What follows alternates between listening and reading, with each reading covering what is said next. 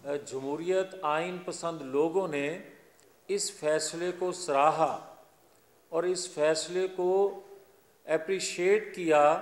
کہ یہ آئین قانون کے مطابق دیا جانے والا انصاف میں مبنی فیصلہ ہے۔ مگر یہاں سوال یہ اٹھتا ہے کہ میرے 7-8 سال ضائع ہو گئے زندگی کے، میری جماعت کے، میں تو صبر کر جاؤں گا، یا مجھے جد و جہد جو میں نے آئین قانون کی بالادستی کے لیے کی اس کی سزا مجھے مل گئی اس شکل میں کہ میرے 7-8 سال ضائع کر دیے گئے۔ مگر کیا پاکستانی قوم کے 25 کروڑ لوگوں کے جو 7 سال ضائع ہوئے، جس سے معیشت تباہ ہوئی، جس سے پاکستان کے اندر عدم استحکام آیا، جس سے پاکستان کے اندر مہنگائی آئی، جس سے داخلہ خارجہ پالیسی آپ کی جو ہے اس نے سفر کیا، پاکستان دنیا میں تنہا ہو گیا، پاکستان کے اداروں پہ انگلیاں اٹھیں، اس کا مطالبہ کون کرے گا؟ کیا ہی اچھا ہو کہ جہاں کئی سالوں کے بعد اعلیٰ عدلیہ سے ایسا فیصلہ آیا جس کو پوری قوم نے سراہا، وہاں سے ان لوگوں کے متعلق بھی بات آ جائے جن لوگوں نے دباؤ میں لائے اور دباؤ میں آ کر فیصلہ لوگوں نے لکھا، ان کے متعلق بھی یہ بات آنی چاہیے، یہ کام رکنا چاہیے کہ بھائی کہیں تو پاکستان کو سکون، چین اور پاکستان کو آئین قانون کے مطابق چلنے دیا جائے۔ یہ کیا طاقتور جب کوئی دباؤ میں لاتا ہے اور دباؤ میں آ جاتے ہیں لوگ انصاف کرنے والے، اور کیا نصف صدی گزرنے کے بعد بھی ذوالفقار علی بھٹو کا کیس لگا ہوا ہے، ہم دیکھ رہے ہیں ذوالفقار علی بھٹو فیصلے کے باوجود واپس تو نہیں آ سکتا، مگر ایک ایسی آپ نظیر پیدا کر سکتے ہیں، ایسی نظیر بنا سکتے ہیں کہ جس سے آئندہ یا کم از کم وہ لوگ جو آج بھی زندہ ہیں ذوالفقار علی بھٹو کے ہم خیال، ذوالفقار علی بھٹو کے دور کے یا تمام پولیٹیکل جماعتوں کے جو لوگ ہیں، ان کو یہ تسکین ہو سکے کہ اس وقت ایک عدالتی قتل تھا۔ اور ایک میں بات اور کہنا چاہتا ہوں، دیکھیں 9-10 مئی سے پہلے میں آ جاتا ہوں، 9-10 مئی کا بھی ذکر نہیں کرتے۔ 9-10 مئی سے پہلے جو کچھ عمران خان نے کہا کیا، اور جو میرے دانشور حضرات کچھ اینکر صاحبان یہ کہہ رہے ہیں کہ ذوالفقار علی بھٹو کے ساتھ کیا ہوا سلوک، نواز شریف کے ساتھ کیا سلوک ہوا، اور آج اس کے ساتھ کیا سلوک ہو رہا ہے، بات سیدھی ہے کہ اگر تو، اور یہ کہتے ہیں کہ عالمی قوتوں نے ایک ایجنڈے کے تحت ان لوگوں کو نکالا اور آج اس کو نکالا اور کوئی استعمال ہوا، مجھے صرف کوئی میرے سوال کا جواب یہ دے دے کہ ذوالفقار علی بھٹو نے تو پاکستان کے لیے سرو کیا، اس کا ایک بڑا کارنامہ اس نے اسلامی بلاک بنایا، اس کا بڑا کارنامہ اس نے پاکستان کے دفاع کو ناقابل تسخیر بنانے کی بنیاد رکھی۔ نواز شریف کا بڑے کارنامے بہت سے، ان میں سے چلیں میں ایک دو کہہ دیتا ہوں۔ پاکستان کے دفاع کو ناقابل تسخیر نواز شریف نے بنا کے دکھایا، نواز شریف نے پاکستان سے دہشت گردی کا خاتمہ کیا، نواز شریف نے پاکستان کو سی پیک دیا۔ یہ عالمی قوتوں کو جو پاکستان کو عدم استحکام کا شکار یا مضبوط دیکھنا نہیں چاہتی، ان کا تو ایجنڈا تھا، انہوں نے تو سازش کی نواز شریف ذوالفقار علی بھٹو کے خلاف، اور یہاں سے لوگ استعمال ہوئے یا ان کو بھی ان سے انتقام لینا تھا، تو ان دونوں کا مقاصد ایک تھے۔ مگر مجھے کوئی یہ تو سمجھا دے عمران خان نے اپنے 4 سالوں میں کون سا ایسا کارنامہ سر انجام دیا جس کی وجہ سے ان قوتوں کو جو پاکستان میں عدم استحکام چاہتی ہیں، جو پاکستان کو ترقی میں جاتا نہیں دیکھ سکتی، ان کو کیا تکلیف پہنچی کہ عمران خان کے اس فعل سے، اس کام سے پاکستان کے اندر معاشی استحکام آ جائے گا، پاکستان کے اندر سیاسی استحکام آ جائے گا، پاکستان کے اندر داخلی خارجی استحکام کی اس کی پالیسیاں سبب بنے گی اور ہماری مداخلت کم ہو جائے گی۔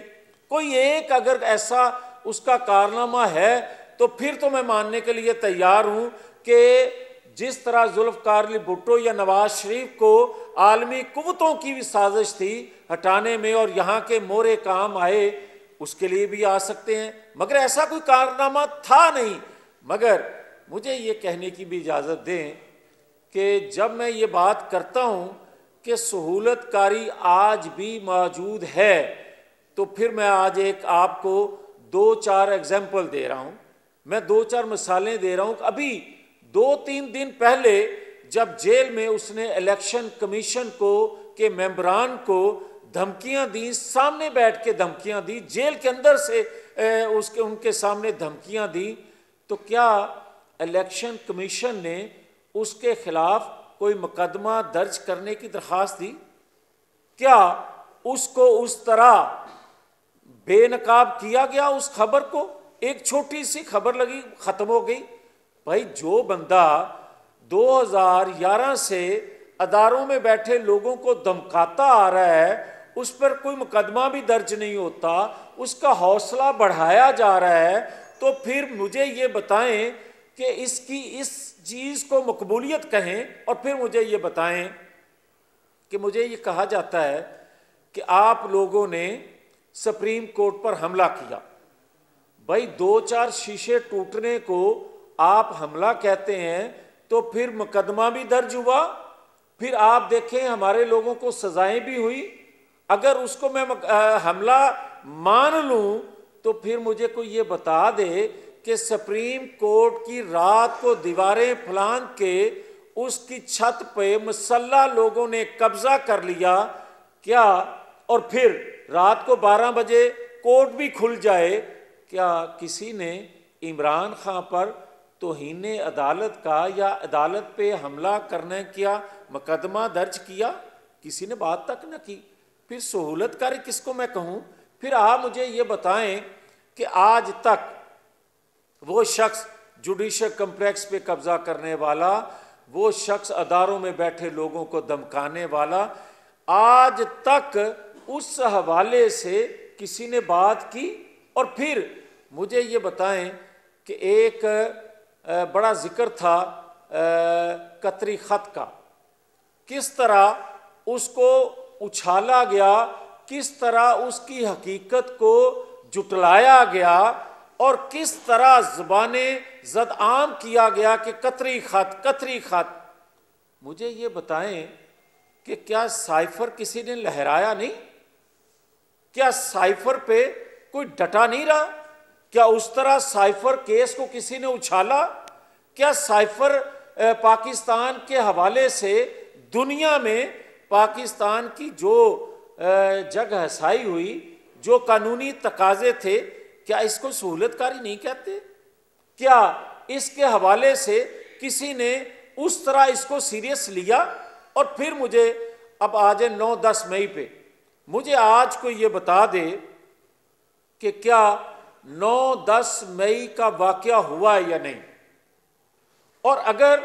9-10 مئی کا واقعہ نہیں ہوا اس کو چھوڑیں، اور اگر 9-10 مئی کا واقعہ کرنا جرم نہیں ہے تو پاکستان کا آئین قانون بدلیں اور اس کو چھوڑیں، اور اگر 9-10 مئی کا حملہ کرنا پاکستان کے آئین کے مطابق جرم ہے تو پھر سزا کیوں نہیں؟ پھر مجھے یہ بتائیں کہ 7 ماہ گزرنے کے بعد بھی اداروں کی طرف سے خاموشی کیوں ہے؟ پھر مجھے یہ بتائیں کہ کیا ادارے جو ہیں وہ کمزور کے لیے ہیں، اور ادارے کیا جو اس طرح کا منہ کھول کے اور میں یہ بڑی ادب سے یہ گزارش کروں گا کہ کیا پاکستان کے اندر کوئی یہ پہلے وہ کچے کے ڈاکو ہوتے تھے، سردار ہوتے تھے کچے کے، کیا پاکستان خدا نہ خواستہ پورا کچا علاقہ بن گیا ہے کہ اس کا ایک سردار بنا دیا گیا ہے جو سب کو گالیاں دے، سب کو دھمکائے اور جیل میں بیٹھ کے بھی لوگوں کو دھمکائے اور اس کو کوئی پوچھنے والا نہ ہو؟ پھر مجھے یہ بتائیں کہ کچے کے ڈاکو تو چھوٹے ڈاکو ہیں، یہ تو پورے پاکستان کا ڈاکو بن گیا اور جیل میں بیٹھ کے بھی اپنی ہدایت اور اپنی خواہش کے مطابق فیصلہ لینے کی دینے کی دھمکیاں دیتا ہے اور کوئی اس کو پوچھتا نہیں ہے۔ پھر مجھے یہ بتائیں یہ کیسا لیول پلینگ فیلڈ ہے؟ میں تو یہ کہتا ہوں کل کا فیصلہ ایک لیول پلینگ فیلڈ ہمارے لیے ایک پہلا قدم ہے۔ ہمارے لیے لیول پلینگ فیلڈ اس وقت ہوگی جب ایسے بہت سے فیصلے آئین قانون کے مطابق منصفانہ عدل کے مطابق دیے جائیں گے تو پھر لیول پلینگ فیلڈ ہم سمجھیں گے۔ یہ ایک قدم اٹھانے کو ہم لیول پلینگ فیلڈ اپنے لیے نہیں سمجھتے، کیونکہ ہمارے لیے بہت سی جگہوں پہ بہت سے موقعوں پہ سیسیلین مافیا، ڈان اور پتہ نہیں کس کا یار کس کا غدار، کس کے لیے پاکستان کا جتنا بجٹ نہیں ہے اس سے زیادہ انڈیا کو پیسہ بھیج دیا اس کے اکاؤنٹ میں نواز شریف، کیا کیا القاب اور کیا کیا ہمارے لیے کہا گیا۔ کیا حقائق اس کے جو ہیں کوئی چند سطریں بھی اس کے لیے کسی نے کہیں؟ اور جو سوشل میڈیا پہ جو ایک کیمپین چل رہی ہے آج بھی، کیا ہمارے لیے جو ہزاروں لوگ بھرتی کیے گئے تھے، کیا وہ ہزاروں لوگ اس وقت تو پاکستان کے ٹیکس سے ان کو تنخواہیں دی جاتی تھیں؟ آج کی تنخواہیں ان کو دینے والے اسباب اور کہاں سے وہ تنخواہیں دی جا رہی ہیں، کون سا پیسہ خرچ کیا جا رہا ہے؟ کیا آج بھی وہ سہولت میسر ہے؟ تو ان کو سہولت کاری کون کر رہے؟ کہتے اگر وہ بے گناہ ہے، اور اگر میرے آج کا نگران وزیر اعظم یہ بات کہیں کہ جناب مجھے پتہ نہیں ہے کہ 9-10 مئی میں وہ جیل کا میں رہنے والا شخص جو ہے وہ ملوث ہے یا نہیں، اگر نگران وزیر اعظم کو 7 ماہ گزرنے کے بعد بھی ادارے ایجنسیاں نہیں بتا پائیں کہ وہ مجرم ہے یا نہیں، تو پھر میں کیا کہوں؟ پھر میں اپنے اداروں کے متعلق کیا سوچوں؟ پھر میں یہ کیا کہوں کہ پاکستان کے اندر جو کچھ ہو رہا ہے یہ کون کروا رہا ہے؟ اور پاکستان کے اندر جو کچھ کیا جا رہا ہے اگر یہ ہی تسلسل جاری رہے گا جو پچھلے 7-8 سال سے جاری ہے، اور آج بھی اس کے لیے اسی طرح کام ہو رہا ہے جس طرح اس کو 2011 میں لانچ کیا گیا تھا، اور اس کے لیے پھر سارا کچھ پلے کر کے اس کا نام دیا جاتا تھا کہ یہ بھی صادق اور امین ہے، یہ بھی انصاف فراہم کرنے والا ہے، یہ بھی قرضے اتارنے والا ہے، یہی مسیح ہے جو مہنگائی کم کر سکتا ہے، یہی مسیح ہے جو اور قرضے نہیں لے گا، یہ اور پیسے کی روپے کی قدر بڑھائے گا، ڈالر کو بالکل نیچے لے جائے گا، جمہوریت آئے گی، پاکستان کے اندر معروضی سیاست ختم کر دے گا، پاکستان کے اندر سے کرپشن ختم کر دے گا۔ پھر سارا کچھ بڑھ جانے کے باوجود بھی آج اس کو بار بار کہا جاتا ہے وہ بڑا مقبول ہے۔ کیا پاکستان مخالف کام کرنے والے جو لوگ ہیں ان کو آپ مقبول ہی کہیں گے؟ اور خدا نہ خواستہ اگر میں ان کی بات مان لوں سوشل میڈیا میں جو ایک کیمپین چلائی جاتی ہے، تو کیا میں پھر یہ سمجھوں کہ پاکستان خدا نہ خواستہ مخالف کام کرنے والوں کے فالوور پاکستان کے اندر زیادہ ہو سکتے ہیں، اور پاکستان کے لیے کام کرنے والے جنہوں نے سرو کیا پاکستان کے لیے، خدا نہ خواستہ ان کی مقبولیت کم ہو سکتی ہے۔ یہ وہ چیزیں ہیں جو آپ کو الیکشن سے پہلے کہنا پڑے گی، آپ کو زبان کھولنی پڑے گی، آپ کو پاکستان بھر کی سیاسی جماعتوں کے لیے، 25 کروڑ لوگوں کے لیے رہنمائی کے لیے آپ کو حقیقت بتانا پڑے گی کہ یہ 9-10 مئی کا مجرم ہے یا نہیں، اور ایسا جرم کرنے والے کو پاکستان کا آئین قانون غدار کہتا ہے یا مقبول کہتا ہے، یہ فیصلہ کرنا پڑے گا۔ اور آخر میں جو لوگ ہمارے متعلق کہہ رہے ہیں کہ جناب آپ خاموش ہیں، جو لوگ ہمارے متعلق کہہ رہے ہیں کہ آپ جلسے جلوس کر کیوں نہیں رہے، تو میں ان کی خدمت میں یہ گزارش کروں گا کہ ہمارے تمام لوگ جو الیکشن لڑنے والے ہیں اپنے حلقوں میں وہ کارنر میٹنگ سے لے کے جلسے جلوس کر رہے ہیں۔ ہاں یہ بات درست ہے کہ ہماری قیادت جو ہے وہ شیڈول ان کا کل یا پرسوں جلسوں کا دے دیا جائے گا، جس سے وہ بھی ایک جو آواز اٹھتی ہے وہ بھی اس حوالے سے کہ وہ نکل نہیں رہے، وہ ٹکٹوں کے فیصلوں کے بعد شیڈول جب آئے گا تو وہ بھی جو غیر یقینی صورتحال پیدا کی جانے کی سوشل میڈیا پہ کوششیں ہیں وہ بھی دم توڑ جائیں گی۔ بہت شکریہ۔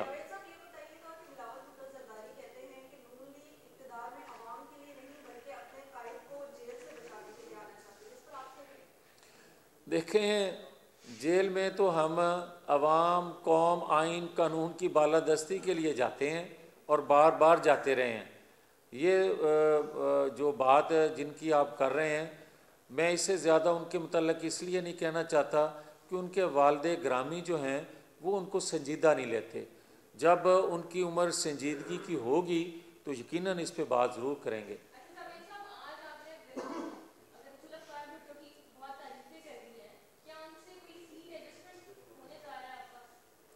دیکھیں پیپلز پارٹی سے کسی سطح پہ ہماری کوئی سیٹ ایڈجسٹمنٹ نہیں ہو رہی۔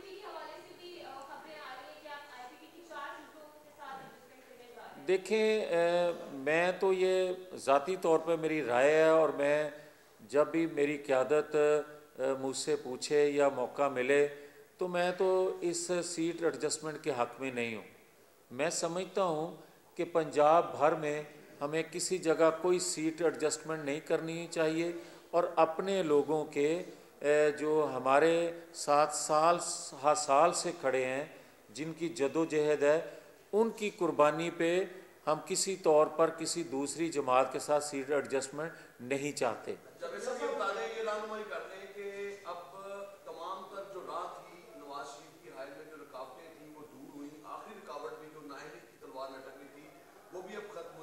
اب آپ کیا چاہتے ہیں کہ لیول پلینگ فیلڈ ہو؟ کیا باقی سارے لوگ جو ہیں وہ آپ کے مد مقابل جیلوں میں جائیں یا تختہ دار پہ چڑھ جائیں، تو پھر آپ اس کو لیول پلینگ فیلڈ؟ دیکھیں گزارش یہ ہے کہ یہ سوال ہی کوئی مناسب سوال نہیں ہے، اور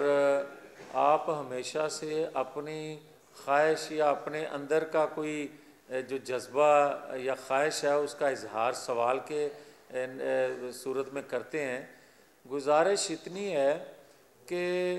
ہمارا ماضی گواہ ہے 2018، 2008، 2002 کہ کیا ہم نے ایسی کبھی خواہش کی ہے، اور نہ کبھی کریں گے۔ ہم تو آج بھی کہتے ہیں کہ اگر 9-10 مئی کا جو جرم کسی نے کیا ہے، اگر اس کو جرم نہیں سمجھا جاتا یا آپ بھی اس کو جرم نہیں سمجھتے تو کوئی لمحہ ضائع کیے بغیر جیل کا پھاٹک کھول کے اس کو باہر لایا جائے، اور اگر آپ اس کو جرم سمجھتے ہیں تو اس کا بھی الیکشن سے پہلے فیصلہ کیا جائے تاکہ 25 کروڑ عوام کو پتہ چلے کہ 9-10 مئی کا فیل کرنا جرم ہے یا نہیں۔ دوسرا میں یہ ضرور کہوں گا کہ میں نے یہ بات کی بھی ہے کہ بھائی آپ اس شخص کو 9-10 مئی کے واقعے سے پہلے بھی جو کچھ یہ کرتا رہا ہے اس کو سیاسی لیڈرشپ کے ساتھ اس کا تقابلی جائزہ بھی نہ لیں، کیونکہ یہ سیاستدان نہیں ہے، یہ وہ شخص ہے جو ڈنڈے کے زور پہ، اور کیا آپ کی عدالتوں نے ماضی کے فیصلے جو ہیں ماضی کی عدالتوں میں کیا نواز شریف کو بے گناہ کو سزا دے کر بیلنس کرنے، کبھی عدالتوں میں بیلنس کیا جاتا ہے؟ ایک دوسرے بے گناہ کو سزا دے دی محض اس لیے کہ دنیا کو دکھایا جائے کہ دیکھیں ہم نے دونوں طرف سے ایک جیسا سلوک کیا ہے۔ تو اس طرح عدالتیں نہیں کیا کرتی، نہ عدالتوں میں کوئی جنگ ہو رہی ہوتی ہے کہ دونوں فریق کو ڈنڈے مارنے ہیں، دونوں فریقوں کو برابر شو کرنا ہے۔ عدالتیں جو ہیں آئین قانون کے مطابق ہر ایک کے ساتھ ایک جیسا سلوک کرتی ہیں، بھلے دونوں خلاف جائیں بھلے دونوں حق میں جائیں۔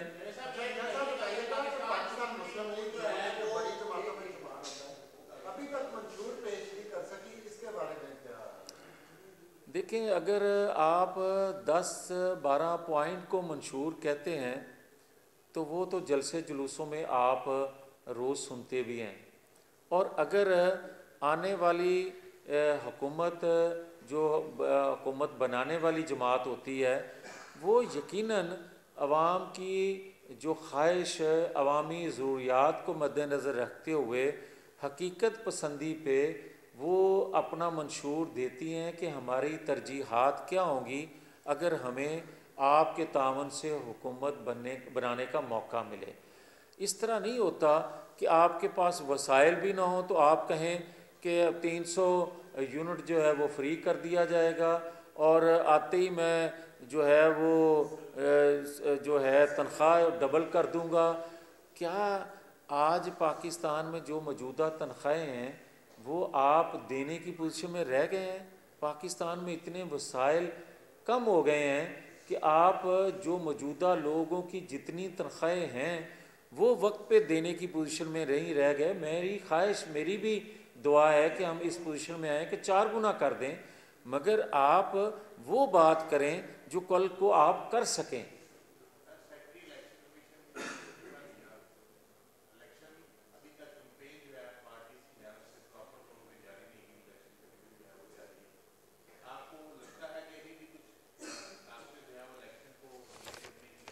نہیں، میں نہیں سمجھتا۔ اس کی وجہ یہ ہے کہ دیکھیں، کسی کا بیمار ہو جانا، کسی کا اپنی ذاتی وجوہ کی بنا پہ چھٹی لینا، اس سے اگر الیکشن شیڈول متاثر ہوتا ہو تو پھر کوئی کسی ایک کو پکڑ کے زبردستی کہہ دے کہ تو استعفیٰ دے دے تو کیا شیڈول متاثر ہو جائے گا؟ الیکشن متاثر ہو جائے گا؟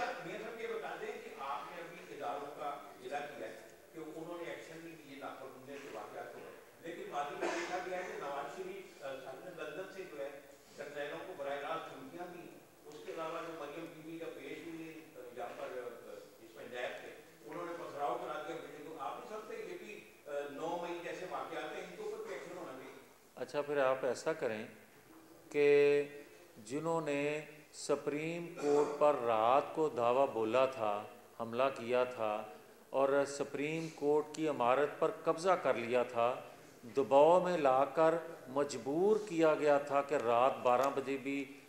کورٹ کھلے، اور دباؤ میں لا کر وہ فیصلے بھی لیے گئے تھے اپنے حق میں، ان پہ اگر تو ایف آئی آر ہو گئی ہے، ان کو آپ حملہ کہتے ہیں، اور پھر آپ جو کہہ رہے ہیں نیب کے آفس کے باہر اگر پتھراؤ ہوا تھا تو آپ دیکھیں کہ غداری کے، دہشت گردی کے ایف آئی آر ہوئیں ان لوگوں پہ، کیا ان پہ ہوئی ہیں؟ اور جہاں تک آپ کا یہ کہنا ہے کہ نواز شریف صاحب نے کچھ لوگوں کے نام لیے، تو میں آج بھی کہہ رہا ہوں کہ جو اداروں میں بیٹھ کے لوگ اس ادارے کی طاقت کو غیر آئینی مقاصد کے لیے، اپنی خواہش کے لیے، کسی کو فائدہ دینے کے لیے اور کسی کو نقصان دینے کے لیے، ریاست کو نقصان دینے کے لیے بات کرتے ہیں، استعمال کرتے ہیں، پہلے بھی ان کا نام لیا تھا، آئندہ بھی ہماری ذمہ داری ہے کہ ان کا نشاندہی کی جائے تاکہ ریاست کو نقصان سے بچایا جا سکے۔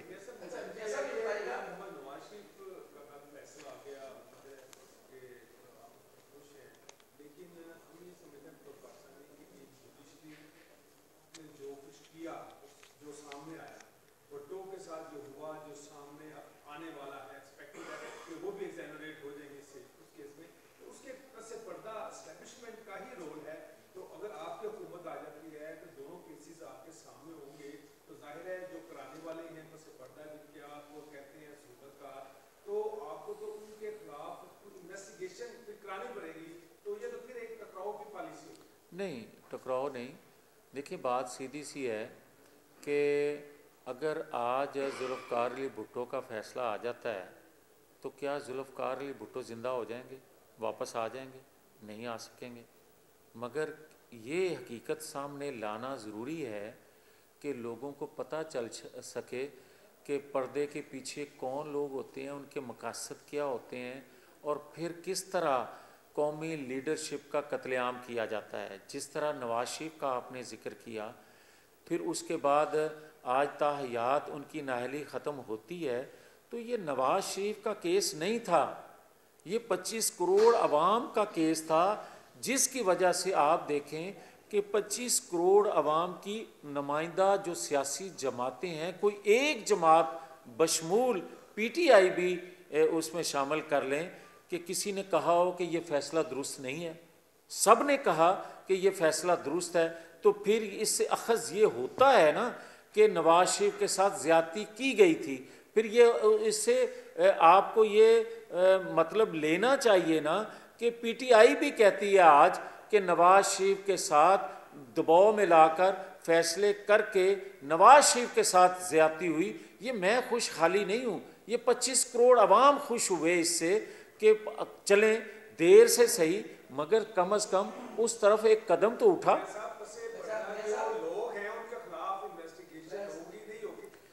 देखें, ये जो आपका सवाल है ये मेरा भी सवाल है, ये 25 करोड़ अवाम का भी सवाल है। फैसला देने वालों के सामने कि सिर्फ फैसला दे देने से पाकिस्तान के अंदर जो कुछ हुआ उसकी तलाफ़ी नहीं है। उसकी तलाफ़ी उस वक्त होगी जब आप फैसला करवाने और करने वालों को भी कटहरे में लाएंगे। आज फैज़ाबाद धरने के हवाले से क्यों हम ज़ोर देते हैं? उसमें नवाज शरीफ का तो कोई फ़ायदा नहीं है, उसमें आपका तो कोई फ़ायदा नहीं है, उसमें किसी फैसला करने वाले का जो फ्यूचर में फ़ैसला करेंगे उस केस के हवाले से, या इन्वेस्टिगेशन सेल जो बना या इन्वेस्टिगेशन कमेटी जो बनी, उसका तो कोई फ़ायदा नहीं है। उसमें फ़ायदा तो है पूरी पाकिस्तानी कौम का कि इनके पीछे जो लोग करवाने वाले होते हैं उनको कौम के सामने बेनकाब किया जाए ताकि आइंदा कोई जुर्रत ना करे ऐसे फेल की। तो मैं समझता हूँ कि उस कमेटी का टाइम आगे करने की दरख्वास्त करना कि इसके टाइम फ्रेम को बढ़ाया जाए। मेरी गुजारिश होगी अदलिया से, उस बेंच से कि जिन्होंने मेहरबानी की पूरी पाकिस्तानी कौम पर कि कमीशन बना के उसका टाइम फ्रेम दिया, उस टाइम फ्रेम को बढ़ाना नहीं चाहिए। उस टाइम फ्रेम में फ़ैसला दिया जाए ताकि उससे भी इलेक्शन में इलेक्शन दिन लोगों को वोट करने में रहनुमाई मिलेगी। अच्छा, सेनेट में एक करारदाद पास हुई कि इंतखाबात मुलतवी किए जाएं और सेनेट के जो कायदे ऐवान है वो मोहतरम इसहाक डार साहब हैं। क्या ये उनकी रिस्पॉन्सिबिलिटी है, उनकी गफलत है, नाअहली है, या फिर मुस्लिम लीग उन्होंने उनसे कोई बात की है कि आप इस मुद्दे पर बैठे थे आपकी इजाज़त के बगैर या आपको तमाम के लिए बगैर, ये कैसे करारदाद है? देखें, मेरा ख्याल है कि फिर आपने पढ़ा नहीं है उस दिन को या उस करारदाद को या सेनेट की प्रोसीडिंग को आपने नहीं देखा कि सेम डे वो करारदाद टेबल की गई और सेम डे लाए गए। अगर उससे पहले वो करारदाद जमा करवाई गई होती तो लोगों को, सेनेट के मेंबरान को इल्म होता, यकीनन फिर उस दिन गैर हाज़िरी पे उनको नोटिस किया जाना चाहिए था। मगर जो शख्स पेश कर रहा है, सेम डे ला रहा है और पेश कर रहा है और टेबल की जा रही है चेयरमैन सेनेट के हवाले से, तो मैं ये कहूँगा कि जहाँ 12-14 जो सेनेट के मेंबरान हैं उन पे ये साबित होता है कि वो आइन कानून के मावरा अवाने बाला में ऐसा किरदार अदा कर रहे थे, उसमें चेयरमैन सेनेट भी उतने कसूरवार हैं जिन्होंने सेम डे उसको टेबल करने की इजाज़त दी। और चेयरमैन सेनेट को ये चाहिए था कि इतना हसास इशू था تو وہ 2 دن کا ٹیبل ہو بھی جاتی مگر 2 دن کا مارجن دیتے تاکہ تمام وہ جماعتیں جن کی نمائندگی سینٹ میں موجود ہے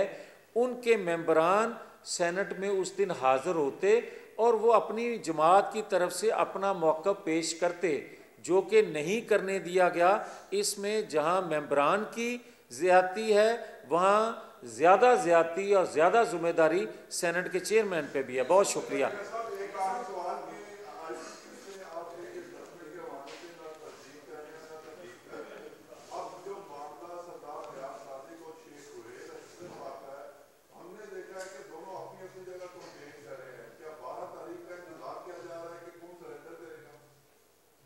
آپ انتظار کریں، سارا کچھ ٹھیک ہو جائے گا۔